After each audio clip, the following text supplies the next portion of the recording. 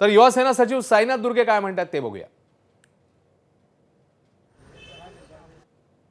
मुंबईत मतदानाला सुरुवात झालेली आहे, मात्र अनेकांच्या हातावरची बोटाची शाई ही पुसल्या चाललेली आहे आणि त्याचं उदाहरण म्हणजे माझ्यासोबत आहेत साईनाथ दुर्गे स्वतः आणि यांच्याकडनंच एक उदाहरण देण्यात आलेलं आहे। तुम्ही सकाळी किती वाजता मतदान केलं?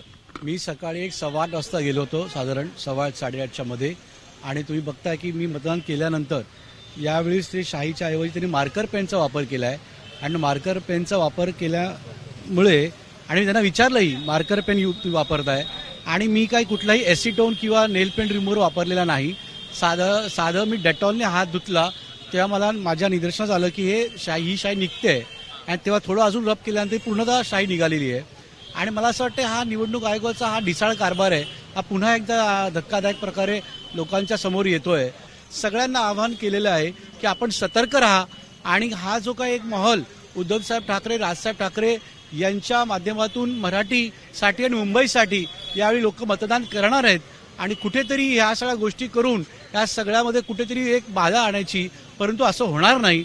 आमचे कार्यकर्ते सैनिक सतर्क आहेत आणि यावेळेला निश्चितच भगवा मुंबई महानगरपालिकेवर फडकेल। प्रश्न असा आहे की तुम्हाला जे शाई लावलेली ती मार्करनी परमनंट मार्करनी लावलेली होती? आता तो मार्कर परमनंट होता का टेम्पररी होता तो आम्ही का पाहिला नाही, परंतु तो मार्कर होता इतकं निश्चित। त्यांचं म्हणणं आहे की आता मतदान केल्यानंतर ते मार्कर घासतायत, म्हणजे घासायचा प्रयत्न करतायत आणि लिटरली ते पूर्ण बोटाच्या आधापर्यंत आणतायत। अशा सगळा प्रकार सुरू आहे। मला असं वाटतं आता ह्याचा अति झालेला आहे। ती जी शाई आहे ती निघत असल्याचं देखील साईनाथ दुर्गे यांच्याकडनं स्पष्ट करण्यात येत आहे। कॅमेरामॅन कृष्णा खापरे, एबीपी माझा, मुंबई। एबीपी माझा, उघडा डोळे बघा नीट।